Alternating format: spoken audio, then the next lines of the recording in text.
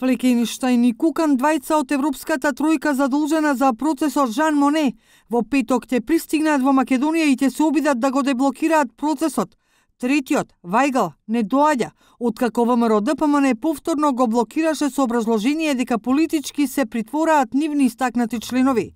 И денеска ВМРО ДПМН останува на својот став дека го замрзнува членството во диалогот. ВМРО ДПМН најави дека ќе го замрзне учеството со сета почит кон процесот, кон сета почит кон европските вредности и обидот за градење на демократска држава, меѓутоа во услови во кои што опозицијата е подложена на политички прогон, апсолутно не би можеле да учествуваме во еден таков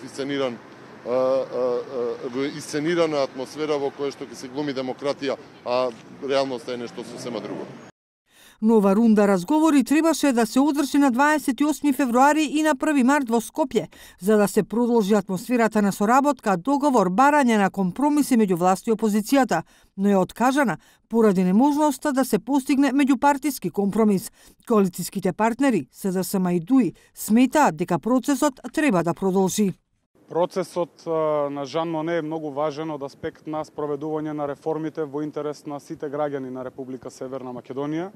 Јас искрено жалам што ВМРО ДПМН исклучиво заради нивни внатрепартиски тесни интереси одлучија да не учествуваат во самиот процес. Впрочем, во истиот тој процес се решаваат и се надминуваат преку разговор, преку диалог, преку компромиси, сите разлики и сите несогласувања кои што ги имаме. Нормално, кога еден од чинителите не сака да учествува во тој процес кој што е суштинска важност за граѓаните, треба да понесе соодветна одговорност.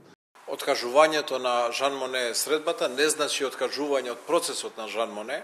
Демократската унија за интеграција силно го поддржува процесот на помирување, процесот на диалог и на консенсуално решавање на реформските прашања во собранието. Диалогот помеѓу политичките партии во собранието на Република Северна Македонија продолжува и се надам дека во најскоро можно време ќе се вратиме во нормалноста за да ги усвоиме двотретинските закони кои што ни се потребни за Јунскиот совет на Европската унија. Од Европа порачуваат дека процесот не е мртов и дека токму оваа година е суштинска, бидејќи нема време за губење до состанокот на Советот во јуни, каде ќе се носат одлуките за подготвеноста на Македонија за отпочнување на преговори за членство во Европската унија.